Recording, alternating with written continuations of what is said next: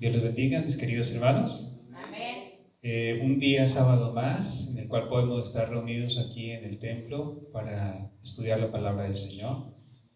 Quiero darle gracias a Dios porque a todos nos ha guardado con vida hasta el día de hoy. Y todavía la gracia está abierta, su misericordia está abierta para todo aquel que lo busca de corazón. Así que bueno, hoy queremos continuar nuestros estudios. Hemos estado estudiando ya durante varias semanas el mensaje de la verdad presente, el mensaje de los tres ángeles. Ya vimos de manera completa el mensaje del primer ángel que dice la hora de su juicio ha llegado. Ya sabemos cuándo llegó. Comenzó el 22 de octubre de 1844, de acuerdo a las escrituras. Ya hemos visto en detalle cómo las profecías se cumplieron en el Señor Jesús, y vamos hoy a profundizar un poco más en el mensaje del segundo ángel. Hace 8 días atrás estuvimos hablando acerca en primera instancia de este tema, pero no habíamos llegado a la profecía en sí, sino fue un tema que preparó el camino. Estuvimos hablando acerca de cuál es la iglesia verdadera para este tiempo. Y esa es la iglesia que ha de llamar al mundo a salir de Babilonia. Pudimos ver claramente que Dios tiene un pueblo que guarda sus mandamientos, que tiene el testimonio del espíritu de profecía, testimonio de Jesús, y pudimos corroborar en la palabra de Dios que la verdadera iglesia del Señor enseña a guardar todos los mandamientos de Dios, incluyendo el sábado. A pesar de su perfección, es el pueblo del Señor. Bien, vamos a ir a las Escrituras en primera instancia, mis hermanos. Vamos a permitir que la palabra del Señor nos hable. Y vamos a ir primeramente a Apocalipsis capítulo 14. Apocalipsis capítulo 14, versículo 8. Apocalipsis capítulo 14, versículo 8. Quisiera resaltar que este es el segundo de los 3 mensajes, y esos 3 mensajes son los 3 mensajes que han de ser dados al mundo entero antes de la venida de Cristo. De hecho, estamos cumpliendo una profecía, porque este mensaje debe llegar al mundo entero, y desde hace años atrás hemos estado trabajando como iglesia adventista a nivel mundial, predicando este mensaje. Y aquí ha llegado, y en nuestros países ha llegado, y en todo lugar se está predicando. Ahora bien, vamos a leer el texto y vamos a permitir que la palabra del Señor nos hable al respecto. Apocalipsis capítulo 14, versículo 8. Otro ángel lo siguió diciendo: ha caído Babilonia, la gran ciudad, porque ha hecho beber a todas las naciones del vino del furor de su fornicación. Lo primero que nos llega a la mente cuando hablamos de que ha caído Babilonia es lo que dicen las Escrituras en relación con el imperio antiguo de Nabucodonosor. Recuerden ustedes que el imperio de Babilonia estuvo en vigencia desde el año 605 a.C. hasta el año 539 a.C. Un imperio antiguo. Y ese imperio antiguo tiene su historia. Realmente, y nosotros la estudiamos justamente cuando estuvimos viendo Daniel capítulo 2, la estudiamos también cuando vimos Daniel capítulo 7, y vimos cómo en esas 2 profecías Babilonia era el primero de los 4 grandes imperios mundiales hasta el fin. Ahora, Babilonia, aquí nos está hablando en Apocalipsis 14 de una Babilonia en el futuro. No está hablando de la antigua Babilonia de Nabucodonosor. De hecho, en el tiempo que Babilonia se levantó, Dios permitió que Babilonia se levantara en contra de Israel, porque Israel se había vuelto un pueblo idólatra. Aunque profesaba servir a Dios, realmente sus cultos se habían convertido en una mera forma. No estaba el Espíritu de Dios allí. Y ellos, a la vez que profesaban servir a Dios, profesaban también o servían a sus propios dioses, a otros dioses ajenos. Ahora, Dios permitió entonces que el imperio de Babilonia se levantara en contra de ellos y los llevara cautivos a su propia tierra.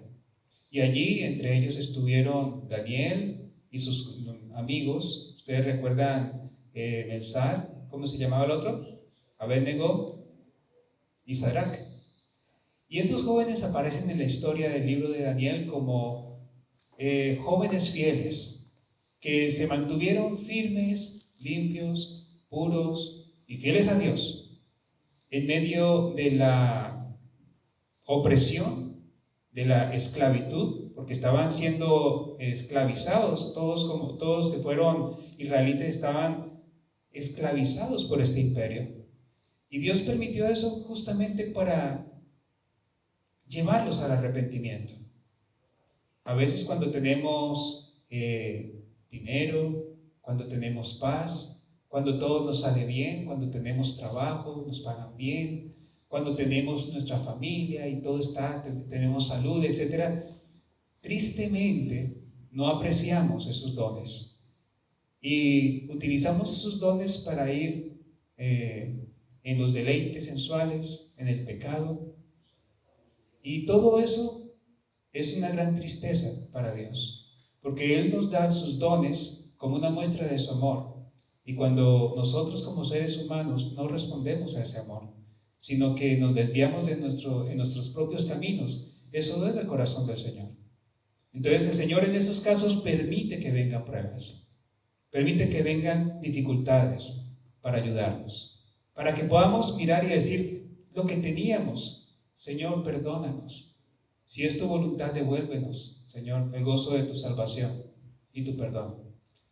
Y así fue en aquel tiempo. Israel fue llevado cautivo, pero no sin una promesa dada al profeta Jeremías. Se le dijo que en 70 años ellos podrían volver a su tierra. Y se cumplió perfectamente. Y los medos y los persas fueron el imperio que Dios levantó para acabar con la hegemonía y con la autoridad de Babilonia. Y cuando ellos llegaron, voy a mostrarle aquí unas ilustraciones de cómo ocurrió esto. Permítanme acá. ¿Ustedes recuerdan esta historia, esta diapositiva? Cuando fue escrito en la pared, Mené, Mené, Tekel y Parsim, y estaban ellos embriagándose en orgías, en cosas terribles delante de Dios, con las mismas copas sagradas del templo de Dios. Y el Señor les dijo que su reino había terminado, que habían sido pesados en balanza y había caído. Y cuando eso sucedió, el Señor dijo que vendrían los medos y los persas. Finalmente, ustedes pueden ver aquí en la ilustración cómo los medos y los persas, para entrar a la Babilonia, que era prácticamente imposible entrar allí, el único camino que había quizá era a través del río Éufrates, que pasaba por debajo. Y ese río Éufrates tenía un vado, que era algo así como unas rejas que no permitían que nadie se metiera por ahí. Se les quedaron abiertas en su borrachera, y por ahí entraron los medos y los persas y tomaron la ciudad, y Babilonia finalmente cayó. Y se cumplieron las palabras dadas también por otros profetas menores que dijeron: ha caído Babilonia. Ahora, ¿qué tiene que ver esto con nosotros y con el futuro? ¿Por qué nos habla Dios de que va a volver a caer Babilonia si Babilonia ya no existe? Ya como nación, ya feneció, quedan ruinas, quedan algunas representaciones históricas, pero no más que eso. Teniendo en cuenta esto, tenemos que entender que Dios utiliza muchas veces lo que ocurrió en el pasado y lo aplica a eventos que van a ocurrir también en el futuro. Y es lo que está pasando justamente aquí. Quiero invitarles entonces a comprender lo que nos dice aquí. Babilonia, la gran ciudad, va a caer. Y esta vez va a caer, pero va a caer en el futuro. Ahora, ¿qué significa esto? Yo quiero invitarles a que miremos lo que dice aquí la Biblia en Apocalipsis 17, en el versículo 1, porque allí se nos da un detalle más específico, se nos dan más características de Babilonia aplicada al futuro.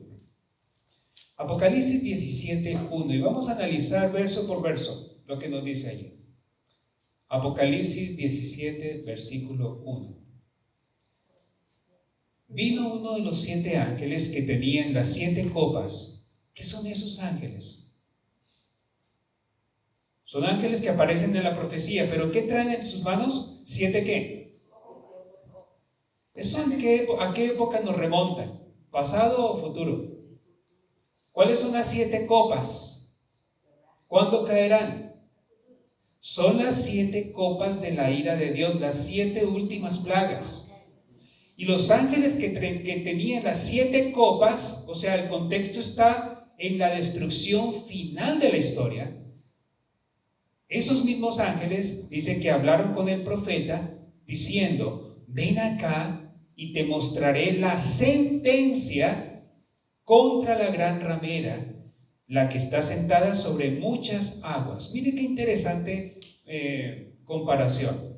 Se le llama a esta ciudad la gran ramera, y dice que está sentada sobre muchas aguas. Ahora, ¿qué es una ramera? Es un término bíblico. Hoy día no es muy utilizado, la verdad. Hoy día no se usa ese término. Muy rara vez alguien lo utilizará, quizá en aspectos o en ámbitos religiosos, pero es el término antiguo para hablar de aquellas mujeres que se vendían por dinero. Básicamente es eso, una mujer que es inmoral y que por dinero se vende. Ahora, hablando de ella, de esta mujer ramera, nos trae a la mente por qué Dios en un libro santo, en el libro de Apocalipsis, trae a la mente una figura tan extraña. ¿Qué tiene que ver eso con el Evangelio? Bueno, es que en el Antiguo Testamento una mujer ramera tenía un significado particular. En la antigüedad, una mujer fiel era la esposa de su marido, y una mujer ramera era una que se acostaba con todo el mundo. O sea, esa era la connotación. Y Dios era el marido.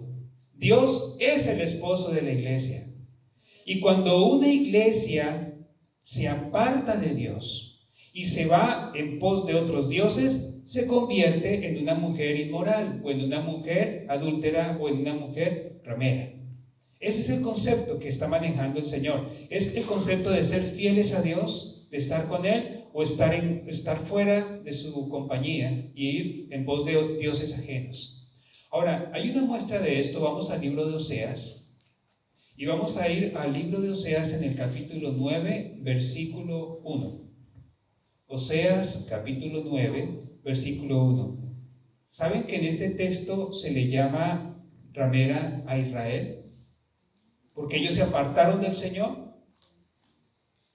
Vamos a leerlo. Oseas, capítulo 9, versículo 1. No te alegres, Israel, no saltes de gozo como otros pueblos, pues has fornicado al apartarte de tu Dios. ¿Con qué?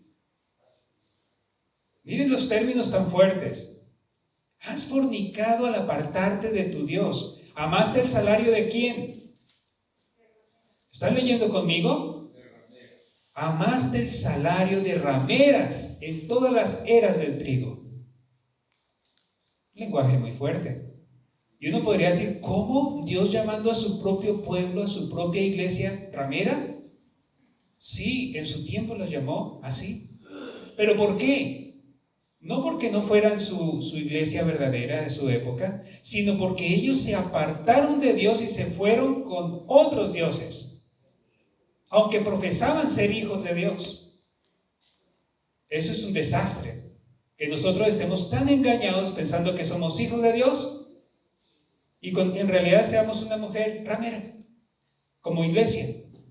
Es triste, pero eso puede pasar.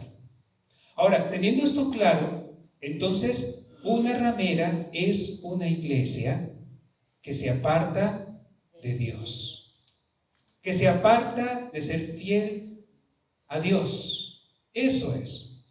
Ahora, sigamos leyendo porque hay más en estos símbolos. Vamos allí a Apocalipsis 17:1 y vamos a leer de nuevo. Apocalipsis 17:1. Leámoslo de nuevo. Vino uno de los 7 ángeles que tenía las 7 copas y habló conmigo diciendo: ven acá y te mostraré la sentencia contra la gran ramera, la que está sentada sobre muchas aguas. Qué curioso, hermanos. Si ustedes miran de nuevo y recuerdan con la imaginación dónde estaba ubicada la ciudad de Babilonia, ella estaba ubicada sobre muchas aguas, sobre el gran río Éufrates. Miren, ¿notan un paralelismo? Sobre el río Éufrates, sobre muchas aguas. La pregunta es, ¿y esto qué tiene que ver con nosotros? Bueno, recordemos si el término ramera es un símbolo de una iglesia que se ha apartado de Dios. Entonces, ¿qué significa el agua que está bajo Babilonia?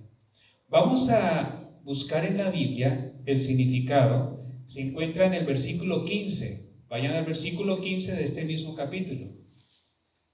La Biblia dice: también me dijo, las aguas que has visto donde se sienta la ramera son pueblos, muchedumbres, naciones y lenguas. O sea que son esas aguas las que dan el poder y la autonomía a esa ciudad Babilonia. Ahora, en la antigüedad, el Éufrates mantenía con vida a todos los habitantes de Babilonia. Era la que garantizaba que pudieran tener sembrados incluso dentro. Podían hacer muchas cosas dentro de Babilonia. Tenían lo que necesitaban para que hubiera vida. Si el río fallaba, si el río se secaba, si el río lo desviaban, todos los habitantes de esa ciudad iban a morir. Y eso es lo que buscaron los medos y los persas. Eso fue lo que buscaron. Ahora, si nosotros miramos acá, esto es muy importante, porque de la misma manera que el agua del Éufrates soportaba y mantenía con vida a Babilonia y la mantenía en su lugar de autoridad mundial de la época, de la misma manera la moderna Babilonia está sostenida por aguas que representan pueblos, muchedumbres, naciones y lenguas. Es un poder mundial. Note que menciona naciones en plural, menciona lenguas, muchos idiomas en plural, muchedumbres, pueblos.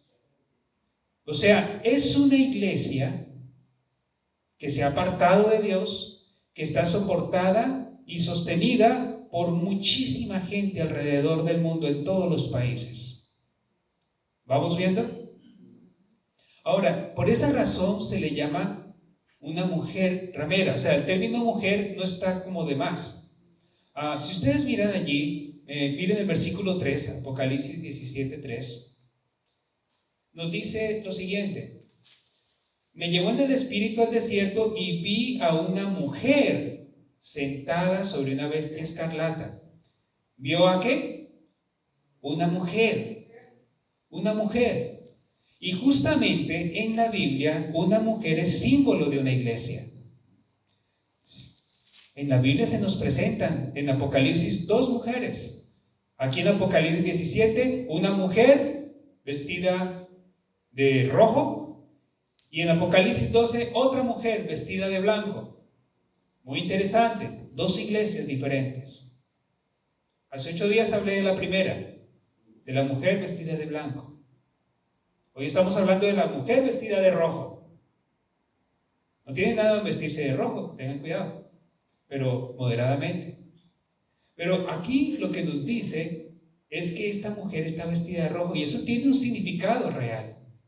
Primero vamos a ver qué significa ser mujer o el símbolo de la mujer en la Biblia. Vamos a Efesios capítulo 5, versículo 31 al 32. Efesios 5, versículo 31 y versículo 32. Dejemos que la Biblia hable. Por esto dejará el hombre a su padre y a su madre, y se unirá ¿a quién? Ustedes conocen el texto. Por esto dejará el hombre a su padre y a su madre y se unirá ¿a quién? A su mujer, y los dos serán una sola carne. Grande es este misterio, pero yo me refiero a Cristo y a la iglesia. Miren estos términos tan delicados y privados, se utilizan como símbolo de Cristo y de su iglesia. Dice que la mujer y su esposo llegan a ser una sola carne. O sea, hay una relación legítima, matrimonial allí. Pero dice que este es un misterio grande, pero él está diciendo que cuando habla del hombre y la mujer en este contexto, se está refiriendo a Cristo como esposo y a la iglesia como la mujer, su esposa. Así que la mujer fiel representa a la iglesia de Dios. Dios tiene una sola esposa, no tiene muchas, una sola. Ahora bien, esta mujer de Apocalipsis 17 tiene un problema. ¿Dónde está sentada? Sobre muchas aguas, pero específicamente en el versículo 3, ¿qué símbolo se utiliza? ¿Volvemos a leerlo? Apocalipsis 17:3. Me llevó en el espíritu al desierto y vi una mujer sentada sobre una bestia escarlata, llena de nombres de blasfemia, que tenía 7 cabezas y 10 cuernos. Una bestia escarlata que tenía 7 cabezas y 10 cuernos. ¿Qué representa una bestia en profecías? Ustedes lo conocen. Vamos a ir a Daniel capítulo 7. Guarden allí porque estamos Apocalipsis 17, lo estamos leyendo versículo por versículo para ver la descripción total. Pongan allí algo para marcar, que no se les pierda. Y vamos por un momento a Daniel capítulo 7, versículo 23. ¿Qué representa una bestia? ¿Será el anticristo que aparece en el futuro, saliendo del agua y que todo el mundo va a gritar, como en las películas? No. ¿Qué representa una bestia? Daniel capítulo 7, versículo 23 dice: dijo así, la cuarta bestia será un cuarto reino. ¿Qué es una bestia? Un reino. O sea que cuando en la profecía se nos habla de una bestia, está hablando de un reino, una nación, un poder político, una nación.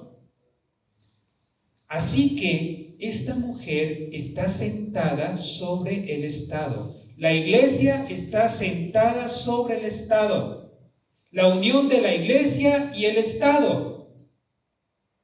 Algo que no es legítimo.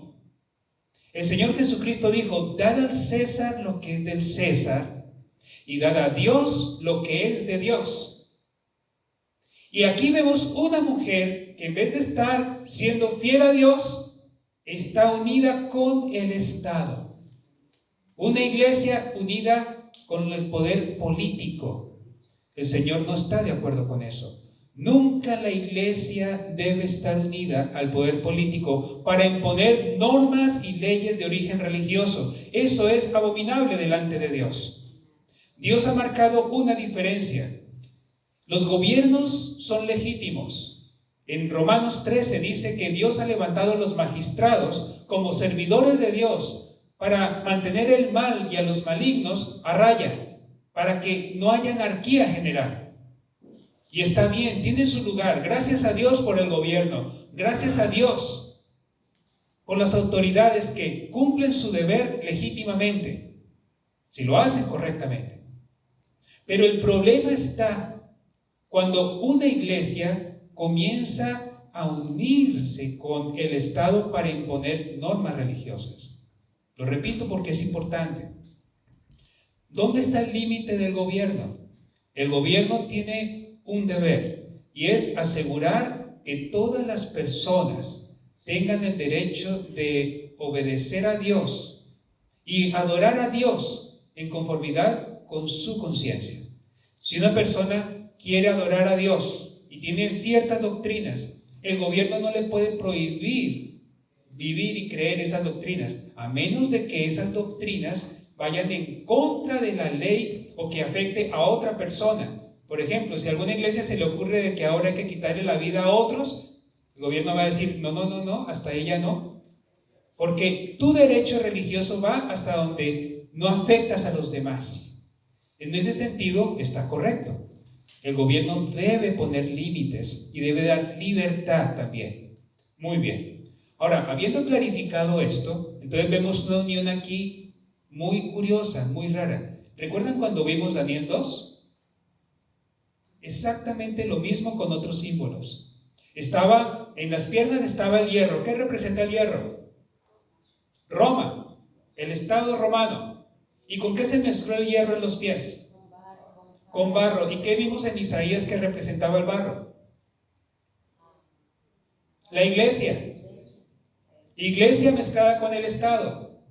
Y vimos una cita donde el espíritu de profecía aplicaba el barro y el hierro a la unión de la iglesia y el Estado bajo la ley dominical. Así que aquí lo único que está pasando es que se está repitiendo lo mismo con otros símbolos. Lo mismo. El Señor utiliza ilustraciones muy didácticas para ayudarnos a comprender. Es hermoso el Señor. El Señor sabe cómo hacer las cosas y nos deja evidencias claras por aquí y por allá. Ahora bien, habiendo clarificado bestia, mujer, iglesia y Estado, hay que tener en cuenta que esta bestia tiene una característica en el tiempo. Si ustedes miran, no es cualquier reino en el mundo. Miren el versículo 8 de Apocalipsis 17. Volvamos a Apocalipsis 17. Allí nos dice que este imperio ha tenido dos fases de supremacía. Dos. Y que tuvo un momento en que dejó de gobernar en la historia. Apocalipsis 17, 8 dice: la bestia que has visto era y no es, y está para subir del abismo. El abismo es el lugar de los muertos. O sea, es una bestia, un poder político que en algún momento recibió una herida de muerte. Eso vamos a estudiar cuando hablemos del mensaje del tercer ángel, Dios mediante. Entonces recibe una herida de muerte, deja de ser, era y ya no es. Y está para subir del abismo, va a resucitar e ir luego a perdición. Solo hay una nación, solo un poder en el mundo que ha estado vivo durante mucho tiempo, recibió una herida de muerte y volvió a resurgir, y que al final irá a perdición. Y ya vimos quién es. Miren más adelante, los habitantes de la tierra, como dijo el Señor Jesucristo, el que le entienda, los habitantes de la tierra, aquellos cuyos nombres no están escritos en el libro de la vida desde la fundación del mundo, se asombrarán viendo la bestia que era, no es y será. Muy bien, ahora vamos a hablar de otro detalle de la bestia y de la mujer. ¿Han notado ustedes cómo están vestidos? Muy bien, vamos a ir al versículo 3, Apocalipsis 17, 3 y 4. Apocalipsis 17, 3 y 4.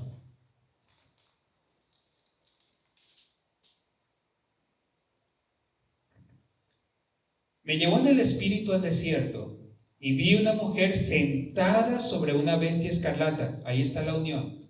Llena esta bestia de nombres de blasfemia y tenía 7 cabezas y 10 cuernos. ¿De qué color es la bestia? Se pone roja, se pone de color rojo.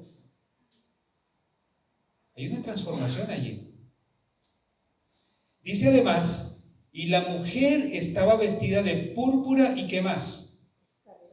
También está vestida de escarlata, adornada de oro, de piedras preciosas y perlas, y tenía en la mano un cáliz de oro lleno de abominaciones y de la inmundicia de su fornicación. La fornicación es la unión de la iglesia con el Estado, hermanos. Así de simple. Ahora, lo que me llama la atención es el color de su vestido. ¿Por qué escarlata? Y ese término, ¿por qué escarlata? ¿Qué significa la palabra escarlata?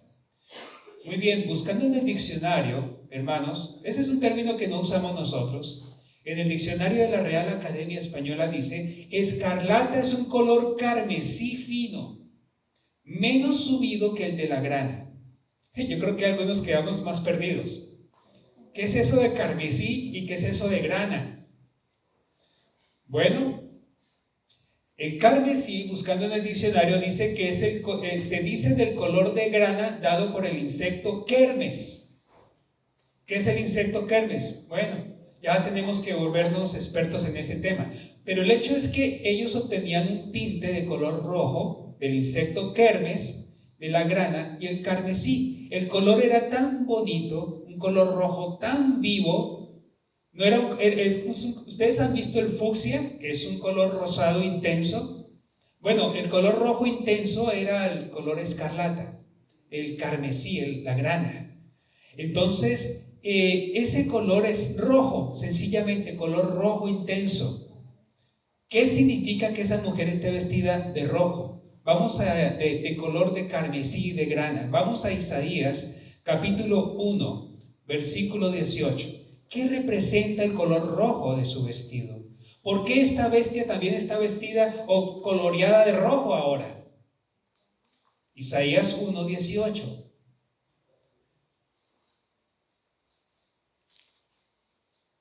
¿Lo tenemos? Venid. Ok. Isaías 1:18. Venid luego, dice Jehová, y estemos a cuenta. Aunque vuestros pecados sean como la ¿qué? La grana, como la nieve serán emblanquecidos. Aunque sean rojos como ¿qué? El carmesí, vendrán a ser como blanca lana. ¿Qué representa el rojo? El pecado. Si vuestros pecados sean, aunque vuestros pecados sean como la grana, rojos como el carmesí, el rojo representa el pecado en este contexto. No representa la sangre de Cristo por nosotros, no. En este contexto representa el carácter de esta iglesia. Es una iglesia que enseña y está vestida de pecado. Así como la mujer santa de Apocalipsis 2 está vestida de blanco, y el blanco representa la justicia de Cristo, el blanco, sol de justicia, la santidad. El rojo de esta mujer representa el pecado, la fornicación espiritual con los reyes de la tierra, la unión de la iglesia con el Estado, y más allá que eso, porque el pecado, hermanos, la definición bíblica la tenemos en Primera de Juan 3:4, la sabemos de memoria. ¿Qué es el pecado? El pecado es infracción de la ley. O sea, el hecho de que esta iglesia o esta mujer sea una iglesia esté vestida de rojo significa que es una iglesia que enseña el pecado, la transgresión de la ley, que ha cambiado la ley. Y hablando de este mismo poder, en Daniel se nos menciona el cuerno pequeño y dice que pensará en cambiar los tiempos y la ley de Dios. Y corroboramos en la historia cómo se cumplió eso. Donde ellos dijeron: lo que estaba prescrito para el sábado, nosotros lo trasladamos al domingo. Lo vimos. Así que, hermanos, es una iglesia que cambia, que adultera la ley de Dios y enseña a miles a pecar, que piensan que están siendo obedientes a Dios, pero no se han dado cuenta de que su versión de los 10 mandamientos fue adulterada. Porque la Biblia originalmente dice que no debemos hacer imágenes para adorar a Dios, ni imágenes de lo que hay en el cielo ni abajo en la tierra, nada, imágenes para la adoración, prohibido. Pero también dice que el sábado es el día de reposo, y en la nueva versión que ellos sacaron dice: acuérdate de santificar las fiestas y el domingo. Así que aquí hay algo raro. Es una iglesia que cambia la ley de Dios, una iglesia que enseña a pecar al mundo y que hace cosas que no debe estar haciendo, como la unión de la iglesia y el Estado. ¿Ustedes recuerdan cómo fue que se impuso el domingo como día de reposo en el año 321? ¿Qué fue lo que se unió entonces? La iglesia con el Estado. Porque cuando Constantino, que fue el emperador de Roma en aquel tiempo, se hizo cristiano, entre comillas, él unió la iglesia y el Estado, y a los pastores, a los obispos les dio el cargo de senadores en el nuevo imperio, les dio prebendas, les dio riquezas, e introdujo dentro del cristianismo las doctrinas de la antigua Babilonia, como por ejemplo la observancia del día del sol, el culto al dios sol, el uso de hostias en forma y el color del sol. La levantan con un ostensorio de color dorado con rayos. Todo eso viene de la antigua Babilonia y se introdujo en el cristianismo. Y el cristianismo cambió. Habiendo clarificado eso, hermanos, vamos a hablar también del vino. Vamos a Apocalipsis 17:2. Porque esto del vino es muy importante. ¿Qué representa ese vino? Apocalipsis 17:2 dice: con ella han fornicado los reyes de la tierra. O sea que no solamente una nación, sino muchas naciones también. Y los habitantes de la tierra se han embriagado con el vino de su fornicación. La pregunta es: ¿qué es el vino? ¿Qué representa el vino? Hay una pista que se encuentra en Apocalipsis 17, versículo 4. Vamos a leer allí. Apocalipsis 17:4. Hermanos, todo esto lo debemos familiarizarnos con estos conceptos, porque va a llegar el tiempo en que nos van a preguntar: ¿y ustedes por qué dicen que somos Babilonia?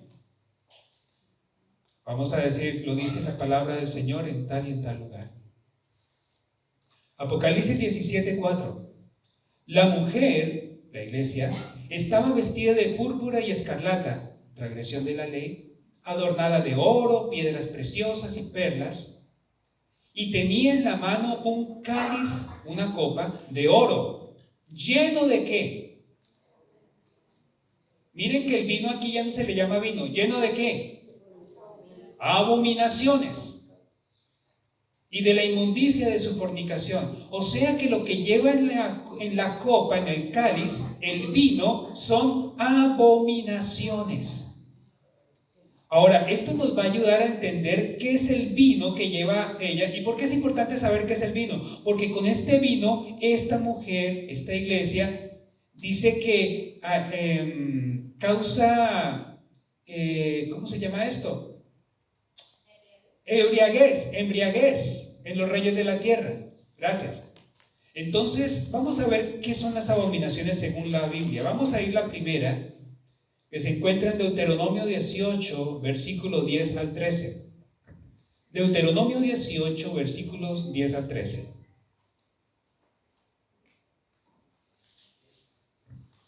No sea hallado en ti quien haga pasar a su hijo o a su hija por el fuego, ni quien practique adivinación, ni agorero, ni sortílego, ni hechicero, ni encantador, ni adivino, ni mago.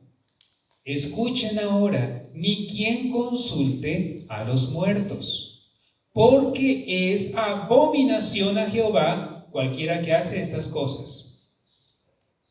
Miren que dentro de las muchas cosas que se menciona aquí, adivinación, agorero, sortílego, hechicero, encantador, coloca algo terrible: consultar a los muertos. Y dice que eso es ¿qué? Abominación. ¿Recuerdan que las mujeres tienen una copa llena de abominaciones? Aquí la Biblia nos está diciendo algunas. Una de ellas es consultar a los muertos. Ahora, es increíble, pero esta iglesia enseña al mundo que se puede consultar a los muertos. En sus iglesias hay estatuas en las cuales cada estatua representa un muerto, al cual podemos nosotros acudir y a pedir dones y favores. ¿No les parece raro? Pero así es. consultar a los muertos. La Biblia dice que los muertos nada saben, porque cuando una persona muere, queda dormida. Como dijo el Señor Jesucristo de Lázaro, está durmiendo, pero voy a despertarlo. Todas las personas están inconscientes hasta el día de la resurrección. El día de la resurrección volvemos a la vida y volvemos a estar conscientes. Mientras tanto no sabemos nada. Estamos dormidos. Pero esta iglesia enseña a la gente de que los muertos se van a otra esfera y usted puede hablar con ellos y pedirles ayuda. ¿No han estado ustedes en funerales y en velorios de familiares suyos en alguna ocasión? Y en vez de decir, está dormido esperando el día de la resurrección, lo que se escucha es, no te preocupes, ya está en la gloria del Señor. Y la gente hasta dice, comienza a hablarle a los muertos, acuérdate de mis hijos, acuérdate de nosotros, ayúdanos con nuestras... ¿No lo han visto? Hablándole a los muertos. Y eso es lo normal en esta iglesia. Ahora, ¿qué otra cosa es abominación? Proverbios 28:9. Proverbios 28:9. Voy a leer de la versión Biblia de Jerusalén. Está más cercana al idioma hebreo. Proverbios 28:9 dice: el que aparta su oído para no oír la ley, hasta su oración es abominable. Ay, hermanos, cuando nosotros vamos y vamos a orar al Señor por esto y por lo otro, cuando no queremos dejar el pecado, cuando seguimos a sabiendas haciendo lo malo, el Señor no escucha esas oraciones. Aquí lo dice: el que aparta su oído para no oír la ley, hasta su oración es abominable. O sea que una persona que no quiere oír la ley de Dios está cometiendo abominación. O sea que esta mujer es una iglesia que tiene abominaciones en su copa. Una de ellas es que no quiere oír la ley de Dios, plenamente no. Cambió 2 de los mandamientos sin permiso del Señor. La ley de Dios debe ser respetada y debe ser enseñada. ¿Qué otra cosa es abominación? Vamos a Ezequiel capítulo 8. Ezequiel capítulo 8, versículo 16. Ezequiel 8, versículos 16 al 17. Hay muchas cosas más que son abominaciones en la Biblia, pero toda esa copa está llena de abominaciones y con ella embriaga a las naciones. Ezequiel 8, 16 al 17. Me llevó al atrio de adentro de la casa de Jehová y vi que junto a la entrada del templo de Jehová, entre la entrada y el altar, había unos 25 hombres con sus espaldas vueltas al templo de Jehová. Miren ustedes aquí la figura. 25 hombres dándole la espalda al templo de Dios. ¿Por qué? Porque no están sirviendo a Dios. Ya no están sirviendo a Dios. Le dan la espalda al templo. Pero ¿hacia dónde están ahora? Y con sus rostros hacia el oriente, y adoraban ¿a quién? Al sol, postrándose hacia el oriente. Y me dijo: ¿no has visto, hijo de hombre? Es cosa ligera para la casa de Judá. Ahora, miren que la casa de Judá estaba cometiendo esto. Es cosa ligera para la casa de Judá cometer las abominaciones que cometen aquí. ¿Qué más es abominable? ¿O qué más es abominación según la Biblia? Adorar al sol. Esta iglesia enseña que hay que adorar en el día del sol.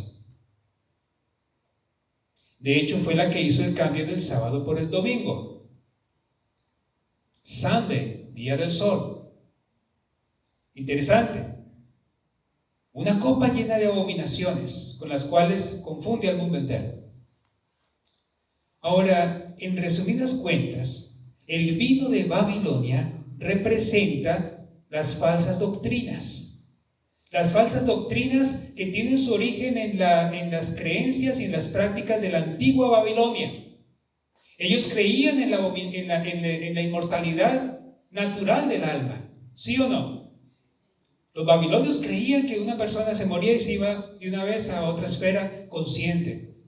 Y también ellos enseñaban la adoración al dios Mitra, al dios Sol. O sea, estamos viendo cómo las doctrinas de la antigua Babilonia fueron enseñadas y están colocadas aquí en el vino, porque ese vino son las falsas doctrinas de la antigua Babilonia. Y ahora son enseñadas por una iglesia al mundo como si fuera cristianismo. Ahora, tengo una cita del Espíritu de Profecía. Hoy he citado un poco el Espíritu de Profecía, para que ustedes vean que en la Biblia está todo. Pero ella lo confirma. En Mensajes Selectos, tomo 2, página 135. La pregunta que hace la sierva del Señor es: ¿en qué consiste ese vino? En sus doctrinas falsas. ¿Notaron? Ha dado al mundo un día de reposo falso en lugar del verdadero del cuarto mandamiento, y ha repetido la falsedad que Satanás comunicó a Eva en el Edén, la inmortalidad natural del alma. O sea que ese es el vino de Babilonia, con la cual engaña a todo el mundo. ¿Vamos viendo? Gracias a Dios tenemos esa luz de Dios en la palabra. Pero esta mujer Babilonia no está sola. Vayan a Apocalipsis 17:5. Apocalipsis 17:5 nos da una luz un poco más amplia de lo que nos quiere decir el Señor. Apocalipsis 17:5 dice: en su frente tenía un nombre escrito, un misterio: Babilonia la grande, la madre de las rameras y de las abominaciones de la tierra. ¿Cómo se le llama Babilonia la grande? Pero dice que tiene ¿qué? Ella es una ¿qué? Madre. Madre. O sea, es una mujer ramera que se ha convertido en madre. Y es madre de unas niñas santas y puras. Ah, no. ¿Qué dice ahí? De otras igual que ella. Madre de otras mujeres rameras. Ahora, si Babilonia, si la mujer representa según la Biblia una iglesia, y que al ser fornicaria es que se apartó de la doctrina de Dios y se ha unido con los reyes de la tierra para unir la iglesia y el Estado, ¿qué significa eso de que tiene hijas que son también rameras? Que hay otras iglesias, otras mujeres más jóvenes, que son iglesias, y que también van a hacer lo mismo, o están haciendo lo mismo. Realmente lo van a hacer. Todavía eso está por cumplirse. Lo mismo que hizo el papado en la Edad Media, cuando unió la iglesia con el Estado, se va a repetir bajo el último gran conflicto entre el bien y el mal aquí en este planeta. Se va a unir la iglesia y el Estado una vez más, y el resultado será el mismo. Se cambiará la ley de Dios, se impondrá un falso día de reposo y se perseguirá a los disidentes. Tal como ocurrió en la Edad Media, volverá a ocurrir, pero esta vez serán las hijas las que darán ese paso. ¿Recuerdan ustedes en la Biblia una mujer que tenía una hija que se llamaba Herodías? La mujer era una mujer mala. ¿Y con quién estaba casada? Con el rey. La iglesia y el Estado, simbolizados allí. Y tenía una hija. Ahora, exactamente, ¿quién fue la que pidió la cabeza de Juan el Bautista? ¿La mamá o la hija? La hija. Muy bien. ¿Saben que eso se va a repetir? Porque van a ser las hijas, en esta ocasión, las que van a pedir la cabeza de Juan el Bautista. Y Juan el Bautista representa a la iglesia de Dios en los últimos días. Por esa razón dice la Biblia que esta mujer, miren allí, en Apocalipsis 17:6 dice, está ebria de la sangre de los santos y de la sangre de los mártires de Jesús. O sea que va a haber una persecución a muerte. A muerte. Y va a ser por medio de las hijas. Miren ustedes un poco más lo que dice el conflicto de los siglos, página 380. Se dice que Babilonia es madre de las rameras. Sus hijas deben simbolizar las iglesias que se atienen a sus doctrinas y a sus tradiciones, y siguen su ejemplo, sacrificando la verdad y la aprobación de Dios para formar alianza ilícita con el mundo. Lo dice también Elena White. Representan otras iglesias que se atienen a sus doctrinas y tradiciones. Hermanos, yo no he logrado entender hasta el día de hoy cómo iglesias que tienen la palabra de Dios, iglesias que profesan tener la Biblia como su único fundamento de fe. En la Biblia no hay un solo versículo que diga que el domingo es el día nuevo de reposo. No está. Dicen son protestantes, dicen que no se guían en tradiciones, que solo se guían en palabra de Dios. Pero usted vaya a hablar con esas iglesias y se enojan porque creen que tienen la razón de que el domingo es el día de reposo de los cristianos, que porque Cristo resucitó el domingo. Eso es un engaño, porque el Señor Jesucristo, cuando murió en la cruz del Calvario, después de que Él fue clavado en la cruz, dice que las mujeres que lo habían acompañado guardaron el sábado conforme al mandamiento. Eso está en Lucas capítulo 23, en el último versículo. Así que no existe tal cosa de como que hubo un cambio. Si Jesucristo hubiera hecho un cambio en el día de reposo, estaría escrito en la Biblia. Entonces no logro entender cómo, si el mandato de guardar el domingo fue dado por el papado en tiempos antiguos, cómo es que otras iglesias que enseñan la palabra de Dios como único fundamento están guardando el mismo día tradicional de ellos. ¿Vamos entendiendo? No solo eso. La doctrina del papado enseña que los muertos están conscientes después de la muerte. ¿Qué están enseñando hoy las iglesias que siguen su ejemplo? ¿No enseñan lo mismo?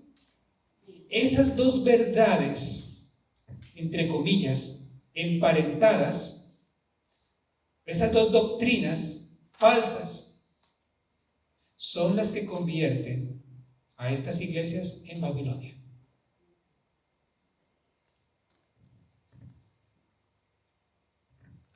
Miren lo que dice en la Review and Herald del 12 de septiembre de 1893. Las iglesias denominacionales caídas son Babilonia. O sea que no es solamente la iglesia principal, también las hijas son contadas con Babilonia. Las iglesias denominacionales caídas son Babilonia, todas ellas. Babilonia ha estado fomentando doctrinas venenosas, el vino del error.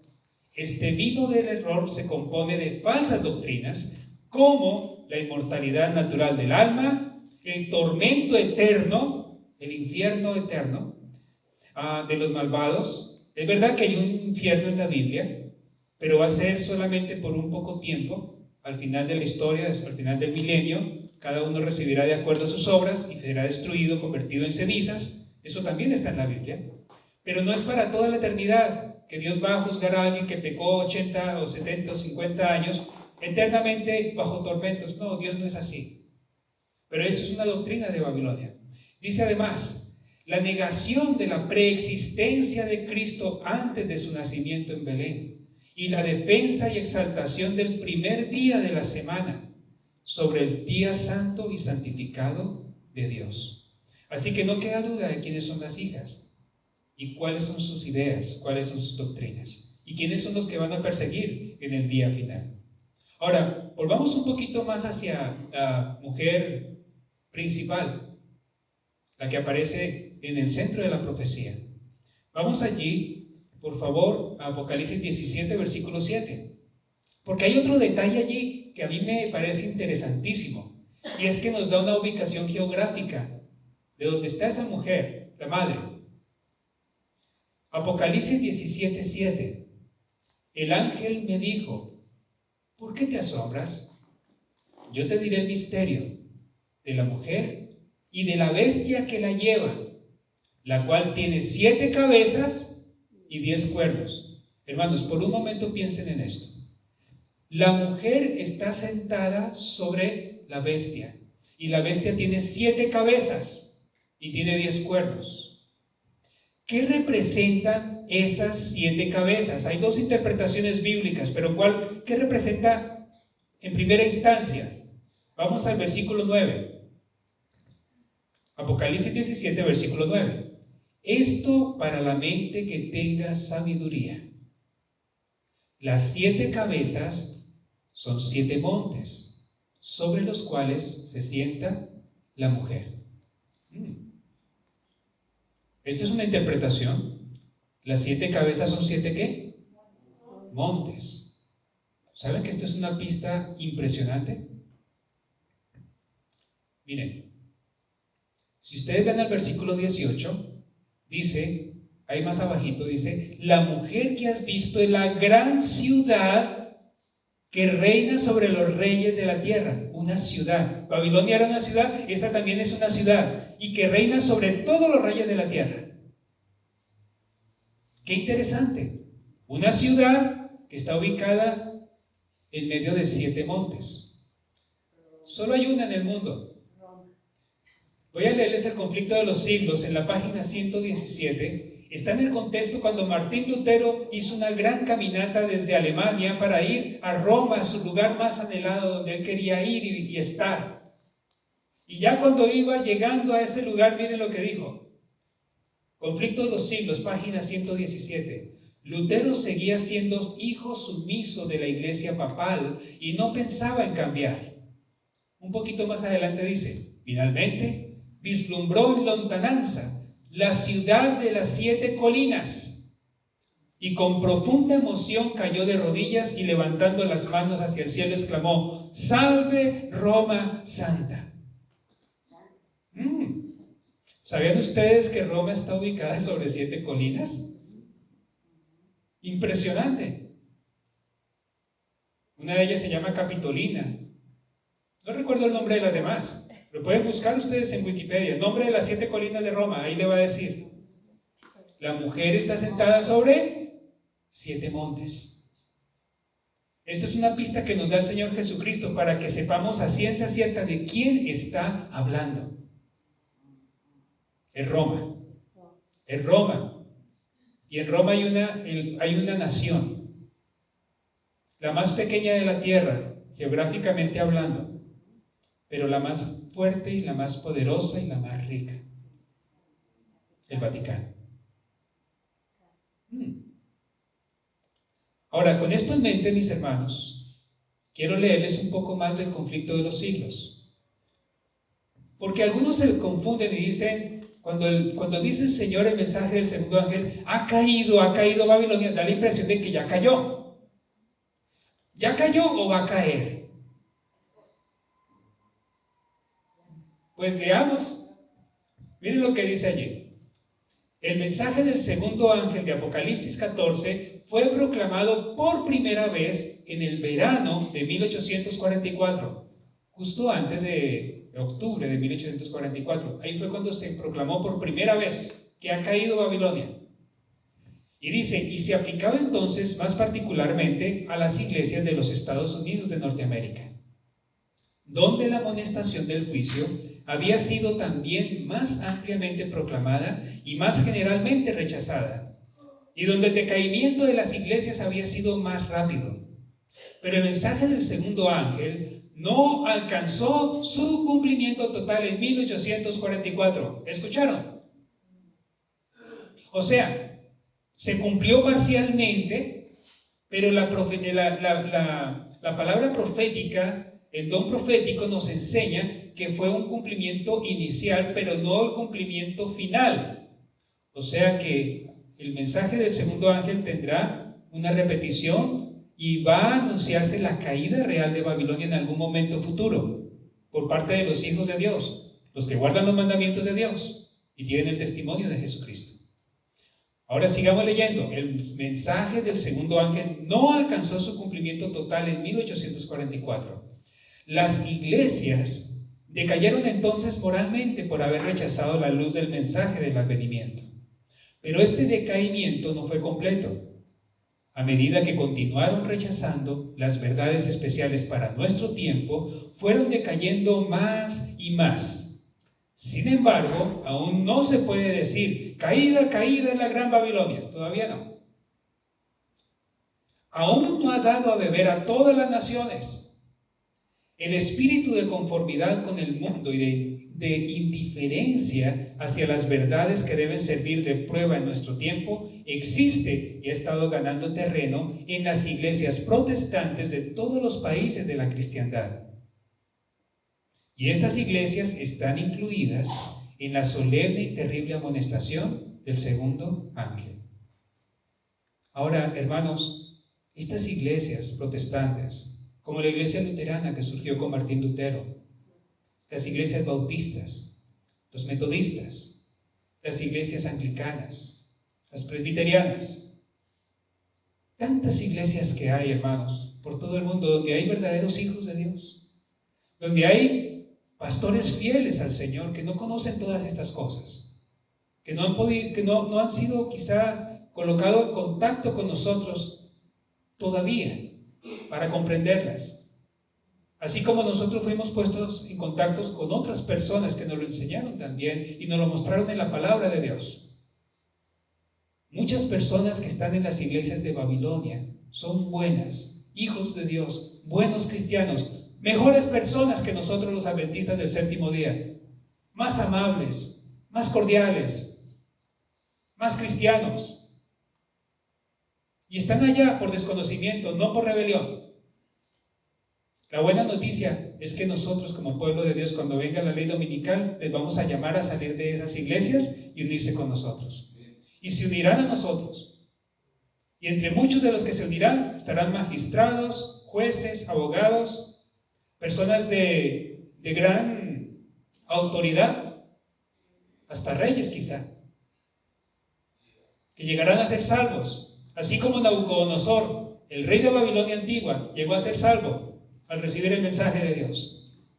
Dios tiene pueblo en Babilonia, Dios tiene hijos suyos en Babilonia. No debemos sentirnos más porque somos adventistas, no. Si somos adventistas y vivimos en la luz que tenemos, amén por ello. Hay de nosotros si no. Pero aquellas personas que están allá, hay muchos que son sinceros, que no están de acuerdo con lo que está haciéndose en esas iglesias de manera oficial y en altos estrados. Sigo leyendo. La Biblia declara que antes de la venida del Señor, Satanás obrará con todo poder y con señales y con maravillas mentirosas y con todo el artificio de la injusticia, y que todos aquellos que no admitieron el amor de la verdad para ser salvos, serán dejados para que reciban la eficaz operación de error, a fin de que crean la mentira. Está citando 2 de Tesalonicenses 9, 2, 9 al 11. ¿Recuerdan que dice que por no creer a la verdad, el Señor les manda un poder mentiroso para que crean la mentira? Pues eso va a ocurrir con todos, y está en cierta medida ocurriendo ya. Y ahí dice, la caída de Babilonia no será completa, sino cuando la iglesia, hablando de la iglesia en general, se encuentre en este estado, y la unión de la iglesia con el mundo o con el Estado se haya consumado en toda la cristiandad. Ahí es cuando podremos decir que Babilonia ha caído. Solo en ese momento. El cambio, dice la inspiración, es progresivo. Y el cumplimiento perfecto de Apocalipsis 14:8 está aún reservado para lo porvenir. A veces nos confunde todo esto, pasado, presente, futuro. Hay profecías que tienen cumplimiento pasado y presente, o pasado y futuro. ¿Quién define eso? El Señor mismo, por medio de sus profetas. Nos dice, ¿tiene cumplimiento o no tiene cumplimiento? Muy bien. A pesar de las tinieblas espirituales y del alejamiento de Dios que se observan en las iglesias que constituyen Babilonia, escuchen, lo que acabo de decir, ella misma lo dice, la mayoría de los verdaderos discípulos de Cristo se encuentran aún en el seno de ellas, de esas iglesias. Así que no pensemos que somos los mejores. No. El Señor ha tenido misericordia de nosotros. Nos ha dado su gracia. Por su misericordia hemos conocido estas cosas. Las aceptamos primero que ellos, pero eso no nos hace más grandes que ellos. Es nuestro deber de buscarlos a ellos y ayudarles a comprender estas verdades. Más abajo dice el capítulo 18 del Apocalipsis, hablando ahora del futuro, indica el tiempo en que por haber rechazado la triple amonestación de Apocalipsis 14, 16, del 6 al 12, la iglesia alcanzará el estado predicho por el segundo ángel. Perdóneme, aquí, Apocalipsis 14, del 6 al 12, ese mensaje de los tres ángeles. Entonces, la iglesia alcanzará el estado predicho por el segundo ángel, y el pueblo de Dios que se encontrare aún en Babilonia será llamado a separarse de la comunión de esta. Hermanos, hagamos aquí una pausa. Cuando se cumpla el estado de que Babilonia ha caído, no es ahora, va a ser cuando toda la cristiandad, como leímos, haya unido iglesia con el Estado y estén imponiendo leyes de origen religioso. Solo entonces Babilonia habrá caído. Es lo que nos está diciendo acá. Pero aquí nos está hablando ahora del capítulo 18 de Apocalipsis, y nos dice que la iglesia, nos habla del tiempo cuando la iglesia alcanzará ese estado predicho, y el pueblo de Dios que esté en Babilonia serán llamados a salir de allí. Quiero invitarles a que busquemos Apocalipsis 18 y vamos a leer allí, y ustedes se darán cuenta cuán claro está hablando sobre esto.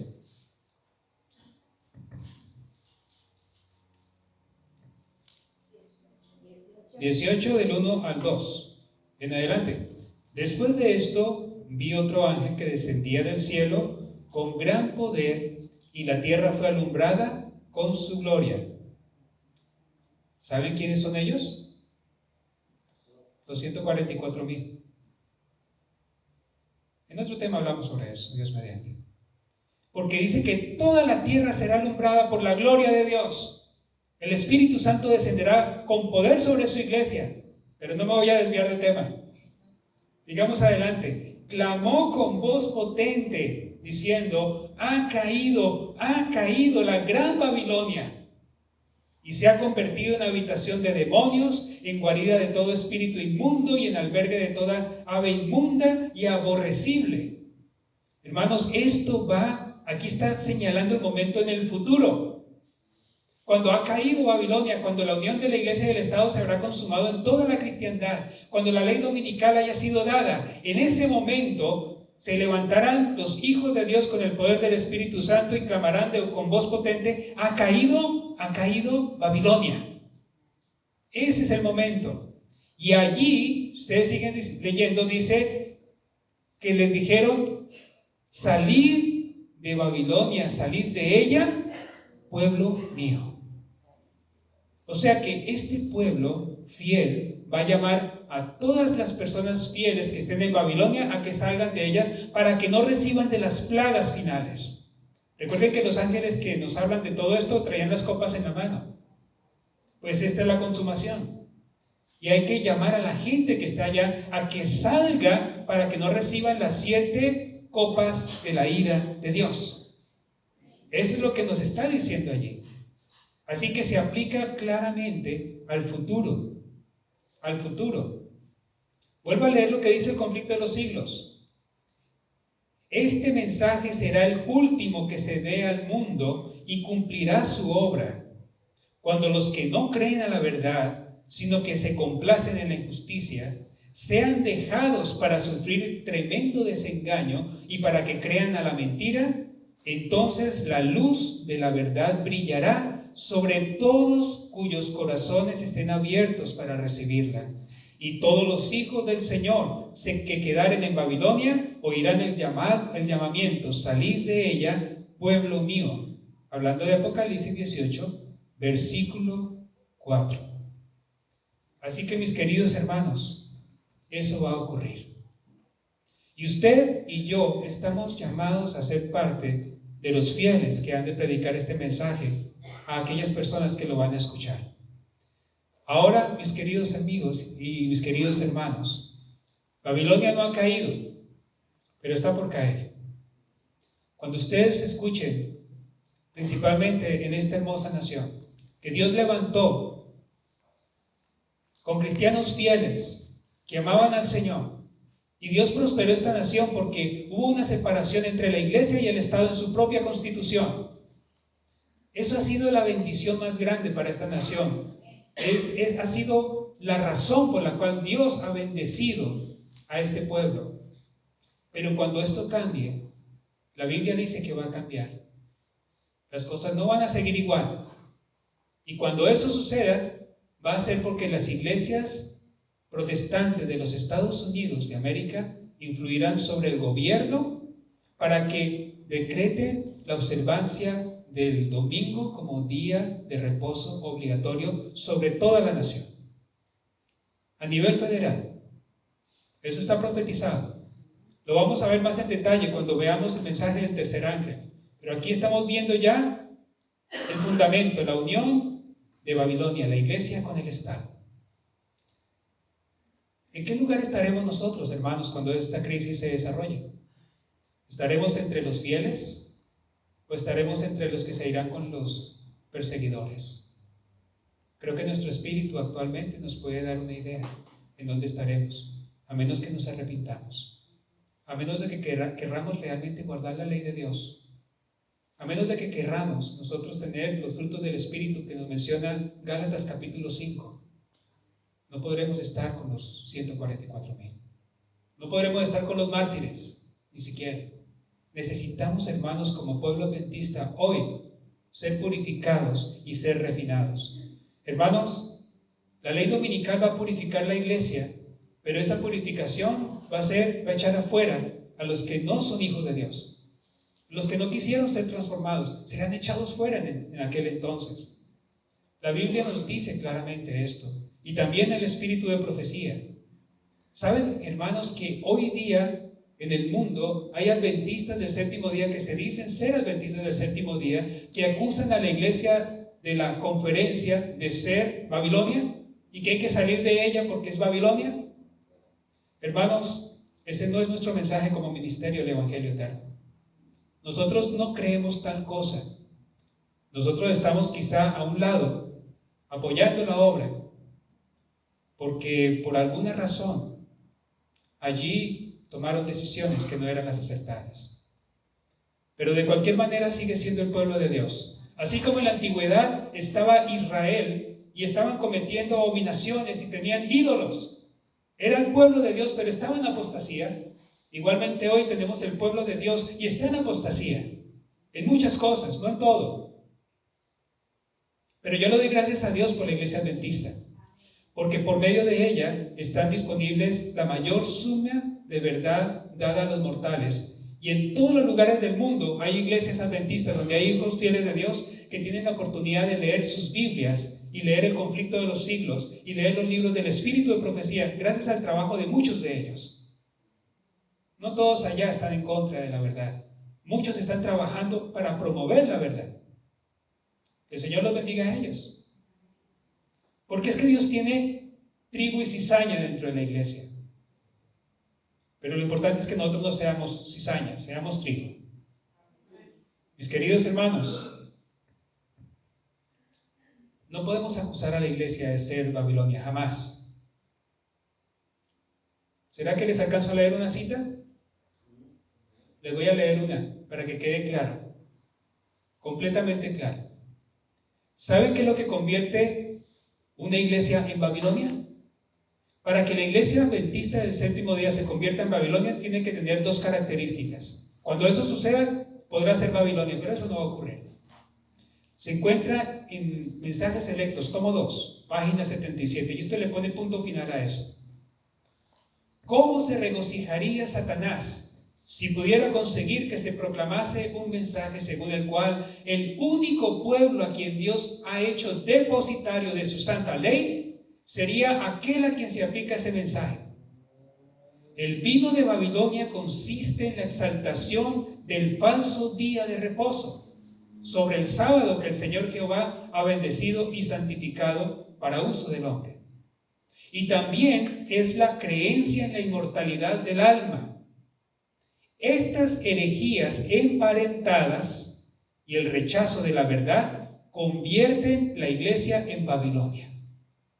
Pregunto, ¿la iglesia de la conferencia enseña que el sábado sigue siendo el día de reposo?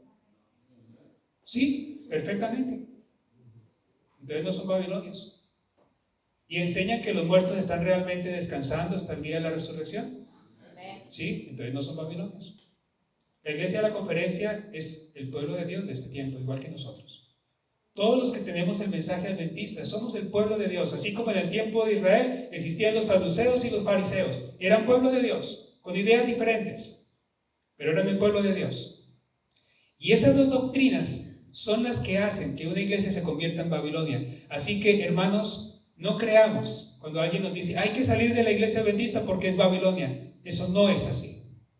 No es así. La iglesia adventista es el pueblo de Dios que ha de predicar el mensaje al mundo entero. Nosotros como Evangelio Eterno tenemos un pequeño distrito en medio de todo el mundo. Estamos haciendo un pequeñísimo trabajo. Y eso somos indignos y lo estamos tratando de hacer. Pero Dios tiene hijos en muchos ministerios, en muchos lugares. Conozco varios ministerios.